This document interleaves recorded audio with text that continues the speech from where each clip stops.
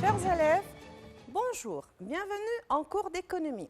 Alors, notre séance, elle fait partie encore et toujours de la mondialisation et ses enjeux.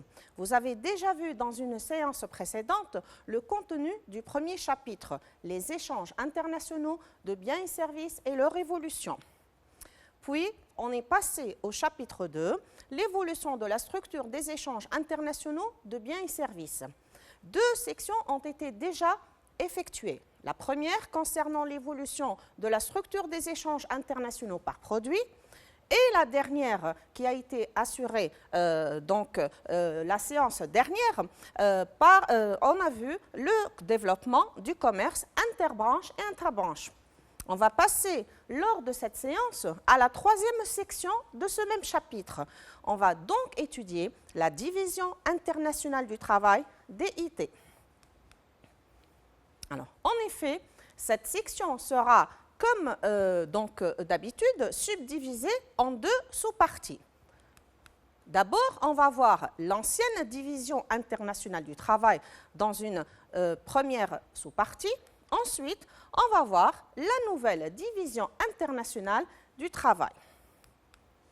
Cette séance sera consacrée à la partie grand A, l'ancienne division internationale du travail. Donc, comme on avait l'habitude de faire, on va recourir à des activités et des documents qui figurent dans votre manuel scolaire pour cette partie, l'ancienne DIT. Commençons tout de suite par le premier document. Alors, de la division du travail dans l'entreprise à la DIT. Donc, comme vous avez l'habitude de faire avec moi, donc je fais une première lecture globale du document, puis je reviens sur les idées importantes nécessaires pour répondre à notre problématique. Donc, ce premier document, comme le titre l'indique, va nous permettre de dégager une définition de ce que c'est la DIT de façon générale et de la distinguer de la notion que vous avez déjà étudiée en troisième année, la notion de division du travail dans l'entreprise. Alors, à l'image de la célèbre manufacture d'épingles dépeinte par Adam Smith, dans laquelle chaque ouvrier se voyait affecté à une tâche précise participant à la production de l'atelier. La notion de division internationale du travail, notée DIT, fait référence à la spécialisation des économies nationales dans des activités particulières, laquelle donne lieu à des échanges commerciaux. La participation à la DIT implique en effet, dans un pays, l'abandon total ou partiel des activités les moins efficaces économiquement, qui sont concurrencées par les importations, et l'affectation des ressources ainsi libérées, telles que les hommes, les capitaux, les ressources naturelles, aux activités les plus efficaces, dont le produit sera exporté. La variété des « made in » indiquées sur les produits que nous consommons quotidiennement offre un raccourci saisissant de la très forte interdépendance des économies. Donc, en effet, ce document nous informe que la notion de division internationale du travail fait référence à quoi? À la spécialisation des économies nationales. Donc, chaque économie nationale est spécialisée dans quoi? Dans une activité particulière ou dans plusieurs activités en même temps. Alors, c'est ce qui fait qu'elle peut, par la suite, cette économie, participer dans des échanges commerciaux. Alors, sur quoi se base cette spécialisation? Donc, en effet, le document nous dit que cette spécialisation va se baser sur l'affectation des ressources dont dispose ce pays-là. Et n'oubliez pas, dans le commerce interbranche, on a déjà vu la notion de dotation factorielle. Donc, on fait référence à cette notion. Donc, chaque pays, selon ce qu'il dispose de ressources humaines, de capitaux et de ressources naturelles, va décider d'affecter ces ressources dans la production et la spécialisation d'un produit en particulier. en contrepartie, s'ils voient que donc ils ne disposent pas de certaines ressources ou certaines ressources font défaut ou alors certaines activités sont moins efficaces économiquement pour lui, alors il va décider d'abandonner ce type d'activité, de ne pas les faire et de ne pas devenir spécialisé et cet abandon, il peut se faire soit un abandon partiel, soit un abandon total. Donc, c'est sur cette base-là que chaque pays va avoir une spécialisation particulière dans des activités particulières. Puisque chaque pays, donc, de son côté, a une spécialisation, c'est comme si, donc, on a divisé le travail dans le commerce mondial entre ces pays et chacun va avoir une tâche ou un rôle à jouer. Donc, cette division internationale du travail, c'est elle qui a créé cette forte interdépendance des économies. De ce fait, les économies nationales sont devenues liées les unes aux autres, sont devenues interdépendantes et les unes commercent avec les autres. Donc, cette notion de déité, même si apparemment, on parle toujours de division et il y a toujours le mot travail, mais ce n'est en aucun cas la notion de division du travail d'Adam Smith, celle que vous avez vue dans le chapitre Travail, facteur de production, dans le programme de 3e année.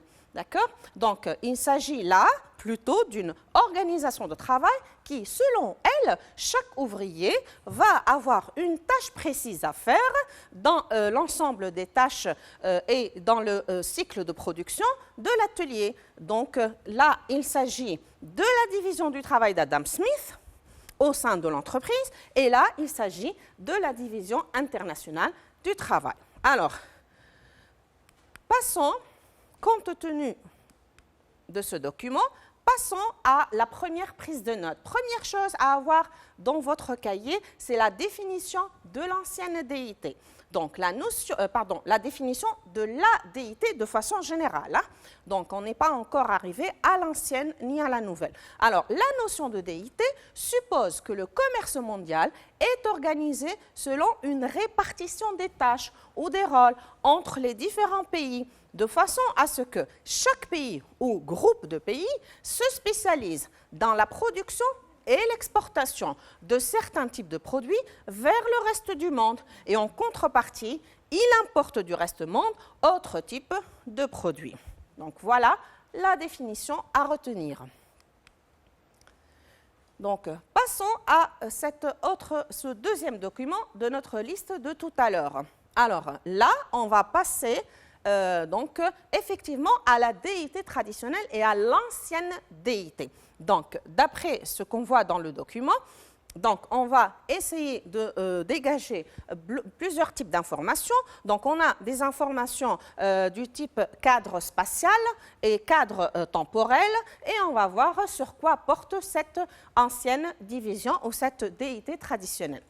Jusque dans les années 1970, les relations commerciales nord-sud étaient structurées par ce que l'on appelle aujourd'hui l'ancienne division internationale du travail. Celle-ci correspondait à un échange de produits primaires en provenance des pays en développement contre des produits manufacturés exportés par les pays développés. Ce n'était que la prolongation du pacte colonial qui, au XIXe siècle, opérait une stricte division des tâches entre la colonie qui fournissait les produits bruts et la métropole qui fabriquait les biens manufacturés. Donc, commençons d'abord par le cadre temporel. Donc, depuis quand a commencé cette déité traditionnelle? Donc, depuis la signature des pactes coloniaux entre les différents pays. Donc, entre qui et qui? Entre les pays du Nord et les pays du Sud. Je vous rappelle que cette appellation, vous l'utilisez dans votre cours de géographie. Alors, des pactes coloniaux, donc entre qui et qui? Donc, entre des métropoles qui font partie des groupes des pays du Nord et des colonies qui font partie du groupe des pays du Sud. Alors, c'était donc depuis quand? Depuis le 19e siècle et ça a perduré jusque dans les années 1970. Alors, Donc ça, en ce qui concerne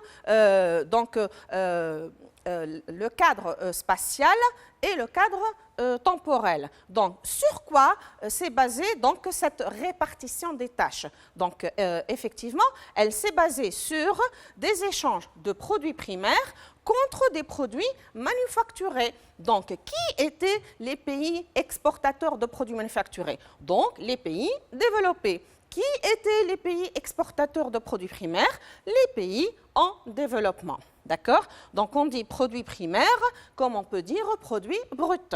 On dit en contrepartie des produits ou des biens manufacturés. Passons à un autre document. Toujours concernant la spécialisation des différents pays dans la DIT traditionnelle. Donc, on va voir sur quel type de produits encore portent ces échanges dans la division internationale du travail traditionnelle. Des excédents en matières premières et des déficits en produits industriels définissent les zones insérées dans ce type traditionnel de complémentarité. Ces excédents peuvent être concentrés sur l'énergie, les produits agricoles ou les minerais, selon les dotations en ressources naturelles des différents pays. Les pays de l'OPEP, de l'Amérique latine et certains pays d'Asie, etc., sont caractéristiques d'une telle insertion. Les excédents ont pour contrepartie des déficits en biens industriels lourds, c'est-à-dire à forte intensité de capital et de technique. Par exemple, donc, la sidérurgie, la chimie de base, les moteurs, les machines, le matériel de transport. Cette définition retient une des deux faces de la complémentarité. L'autre face étant constituée par les déficits en matières premières et les excédents en produits industriels lourds. D'autres pays, comme le Japon, les États-Unis, le Royaume-Uni, etc. Alors, donc, on a, donc, comme vous avez vu avec moi dans la séance précédente, donc, tout ce qui est surchargé en gras et en noir, ce sont des exemples, soit de pays, soit de produits. Alors, donc, la première idée à remarquer et à dégager, c'est que cette DIT traditionnelle, c'est encore basé sur les dotations factorielles des pays partenaires, échangistes, et ça se base sur la notion de complémentarité entre les différents pays échangistes. Pourquoi on parle de complémentarité? Pourquoi les uns complètent les autres dans ce type de division internationale du travail? Parce que tout simplement, ils n'ont pas les mêmes ressources. Donc certains ont des excédents en matières premières et en même temps des déficits en produits industriels. D'autres, par opposition, ont plutôt des excédents en produits lourds, industriels lourds, pardon, et des déficits en matières premières. Donc, ce qui fait que le pays ayant un excédent de produits industriels va se spécialiser dans les exportations de produits manufacturés, comme les exemples ici présents à la fin du document, et en contrepartie, puisqu'il a des déficits en matières premières et il n'est pas très doté en ressources naturelles, donc il va les importer. Par contre, les pays qui ont de fortes dotations en ressources naturelles vont, grâce à cet excédent, devenir spécialisés dans l'exportation de produits primaires et puisqu'ils ont des déficits en produits industriels, ils vont les importer. Comme par exemple donc, les pays qui figurent ici dans cette liste, donc l'Amérique latine et certains pays de l'Asie qui sont généralement des pays en développement. Alors, deuxième prise de notes dans votre cahier, deuxième élément de votre cours. Donc, on va rédiger ou on va donc noter les différentes caractéristiques de l'ancienne DIT. Première caractéristique, l'ancienne DIT correspond à une répartition des tâches entre, d'un côté, les pays développés, industrialisés, que j'ai noté en vert, et leur symbole, ça va être PI en majuscule, et d'un autre côté, les pays en développement, que j'ai noté en rouge, et leur symbole, ça sera donc désormais PED. Deuxième caractéristique, concernant les pays, ils se sont spécialisés depuis la révolution industrielle dans la production et l'exportation des produits manufacturés, par exemple les machines et les biens d'équipement. Troisième caractéristique, concernant les PED, ils sont depuis toujours connus comme des spécialistes dans la production et l'exportation des produits primaires.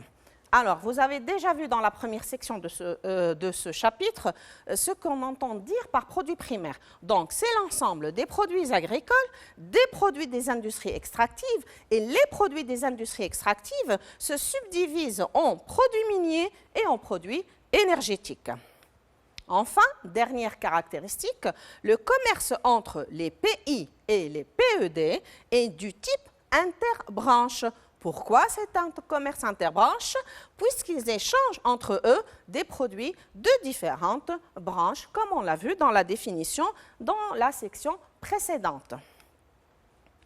Alors, dressons maintenant le bilan de l'ancienne DIT.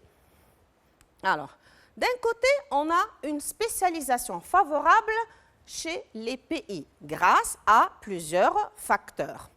De l'autre côté, on a une spécialisation malheureusement défavorable du côté des PED et à cause de plusieurs facteurs. Donc, on va énumérer par la suite donc, les facteurs favorables qui ont amené à ce que les pays ont une situation favorable et les facteurs donc, qui ont bloqué la situation des PED et à cause de ces facteurs-là, la situation est défavorable. Donc, premier élément. Donc, ceci s'explique grâce à la prédominance des produits manufacturés dans les échanges mondiaux de marchandises pour les pays. Et ceci s'explique à cause de la régression ou du déclin de la part des produits primaires dans le commerce mondial de marchandises. Et ces idées-là, on les a ramenées de la section concernant l'évolution de la structure des échanges par produit. Alors, qu'est-ce qu'on peut ajouter aussi pour expliquer la situation favorable des pays? C'est que leur commerce extérieur est excédentaire. Ça veut dire quoi? Ça veut dire que leur solde commercial est positif.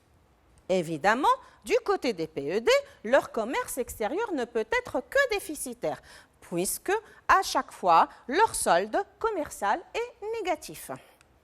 On peut se baser sur un autre indicateur du commerce extérieur, faisant partie des indicateurs que vous avez vus dans la première section du premier chapitre. Donc, on peut se baser sur le taux de couverture.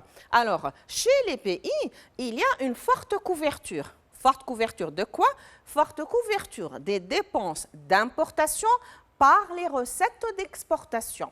Donc, quand est-ce qu'on dit qu'il y a une forte couverture? Quand le taux de couverture est supérieur à 100%. Par contre, évidemment, la situation ne peut pas être aussi favorable du côté des PED.